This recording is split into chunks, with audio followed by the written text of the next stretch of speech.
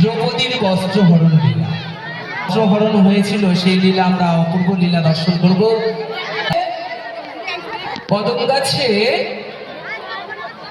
কানাই চাঁদ আজ কি করছে, বংশী বাজাচ্ছে। তাই সখীরা কেমন করে সেই ছল করে ওই গোবিন্দের সাথে নৃত্য করছে, গোবিন্দ লীলায় গোবিন্দ মুরলী বাদন করছে, আর সখীরা কেমন করে আনন্দ করছে আমরা দর্শন করব এবং তালে তালে করতালি দিয়ে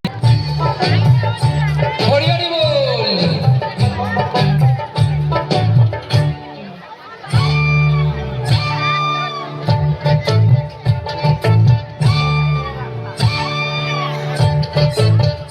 প্রাণ সখী রে ওই শঙ্কা দন্ড তালে বংশী